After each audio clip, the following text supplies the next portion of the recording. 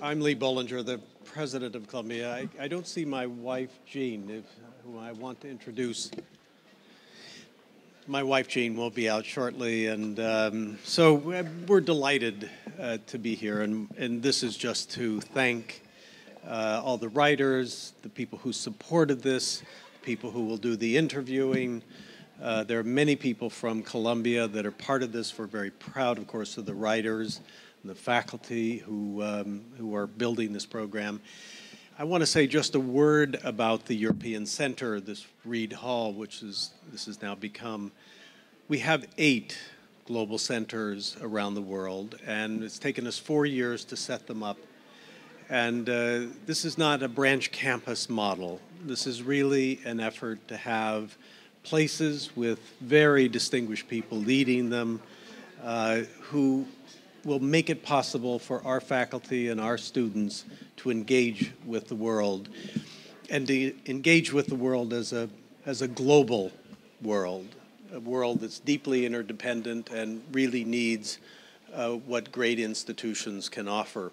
So there's expertise to be offered, but the main underlying philosophy behind this is that we do not know enough about the world, and we need to dedicate ourselves more through projects like this one. This is my wife, Jean. Would you please raise your hand? And this is our effort at Columbia to try to be part of this new world of globalization with all its problems and all its needs and its excitement. So I just wanted to make that very brief statement about this new center here in Paris. Been here for a long time, part of Columbia, very distinguished, but it has a new life and part of the global centers. The executive vice president in charge of the global centers is Safwan Masri right here, who set up the Amman Global Centers, which was one of the first along with Beijing, and now oversees all of them.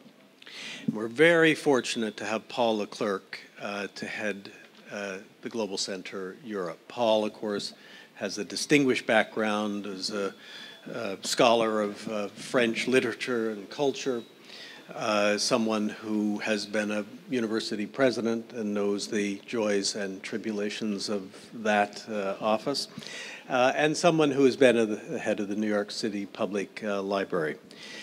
He came to this role highly qualified, but eager to create something that doesn't exist.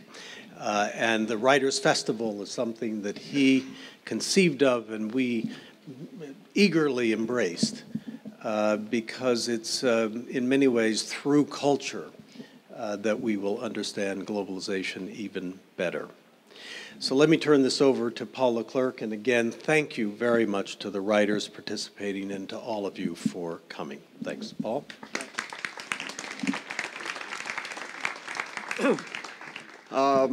I think, and I hope you'll all agree, that Reid Bollinger is the best of all possible presidents, to paraphrase Voltaire's Candide, and the best of all possible presidents of the best of all possible universities, and that is Columbia. I did my training in French at Columbia before most of you were born, and that effect shaped my life and shaped my career. I wouldn't have had the kind of career that I've been blessed to have were it not for that great university and that specific great department. And when I retired from the New York Public Library, I swore that I would never work for anybody again, that I would always be a free agent and start a new book and do research here in Paris at the Bibliothèque Nationale. And then the opportunity to head this new enterprise, which the president has conceived, struck me as being such a great one that I sort of changed all my plans. And I think what President Bollinger has done in terms of positioning Columbia as a global university with light footprints such as this in 8 different parts of the world is absolutely brilliant. I know many faculty members who are here think the same, and it's a joy for us to be able to help accomplish a vision that I think is sensational and smart and prudent and above all ethical, that's not looking at increasing enrollments to make more money, but is conceived as creating places around the world where existing Columbia students and faculty and those in the future can engage with an increasingly interconnected and interdependent world. I'm so happy that all the writers have come from everywhere to be with us for these 2.5 days. It gives me immense joy.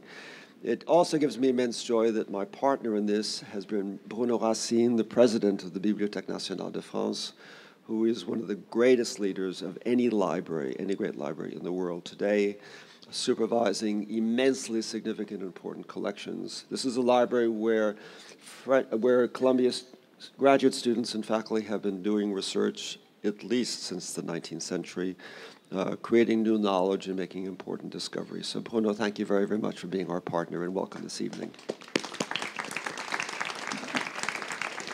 I'm also pleased to welcome Jean Magnano Bollinger, the wife of Lee Bollinger, as well as my own wife, Judith Ginsburg, who is here somewhere. Judith, where are you? There she is back there. Thank you very much. I'm pleased to welcome the new board of advisors of the Columbia Global Center Europe here, who just finished a very, very meaningful and rich hour-and-a-half meeting with President Bollinger and me. I'm happy that Safwan Masri, who gives so much inspiration to all the directors of the Global Centers, is here with us this afternoon. I'm happy that a lot of Columbia students are here, both undergraduates from Columbia College and Barnard College, as well as our MA students who are studying here at Reid Hall, as well as members of the Columbia faculty. I'm happy that so many friends of literature are here, so many people who believe passionately in the importance of books in our lives, not only works of the creative imagination, but works of history and interpretation as well. I'm really, really happy, as I think you all must be, that Moet Hennessy has provided so much champagne for us. So please do keep enjoying that great, great product of champagne. And it's one thing to have an idea to do a global festival, to bring writers from around the world, to engage with the impact that globalization is having on creative cultural creation as well as cultural consumption. But you can't do it by yourself. And I can assure you that we wouldn't be here. This festival would not have attracted the quality of writers that it has, had it not been for the person who accepted my invitation to be the director of the festival. And that is Carol Llewellyn, who has been unbelievably spectacular, who has worked 36 hours a day. And she has had, as her colleagues here at Reid Hall, the single most productive, dedicated, engaged, committed staff imaginable. Only 12 people, including all the gardeners, all the people who made this place look as great as it does, who planted the fresh flowers in the vases above these pilasters here. So this has been a huge, huge collective engagement of a small number of exceedingly talented, hardworking, dedicated, brilliant people. So Brune Bieberg, who is the director in residence of Reid Hall, yay, has led all the local staff initiative here. And now please give us a gigantic welcome to the woman who made it possible, the director of the 2013 inaugural édition of the Festival des Écrivains du Monde, Carol Llewellyn.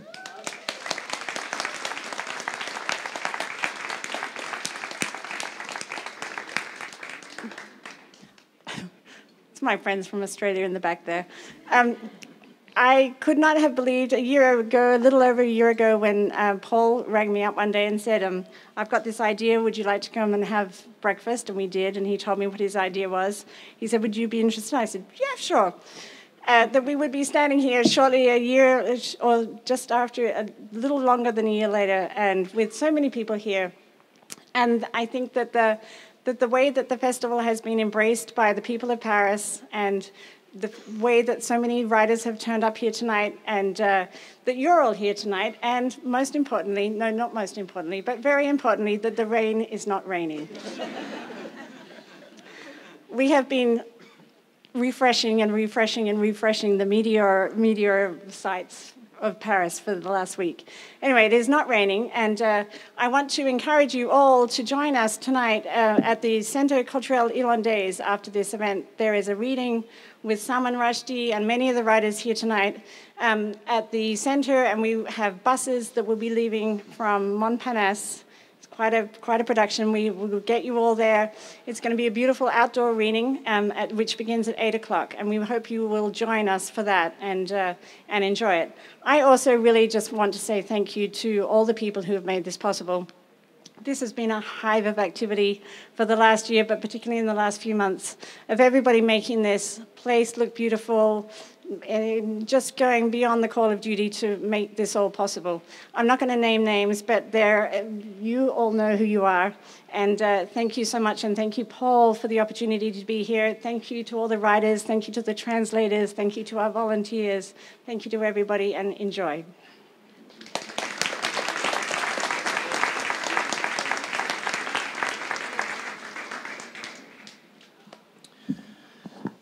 So it's a very special opportunity to have these great writers to hear and to be interviewed and to learn from.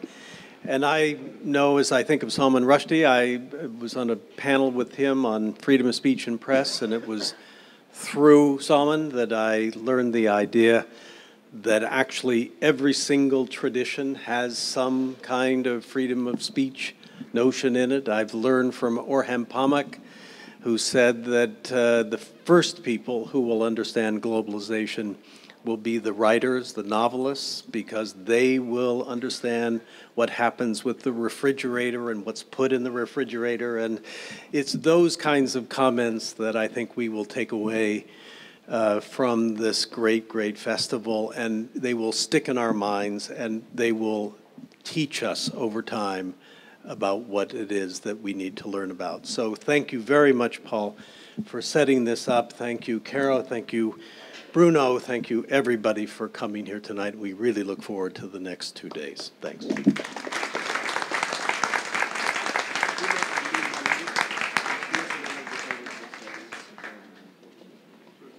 inside and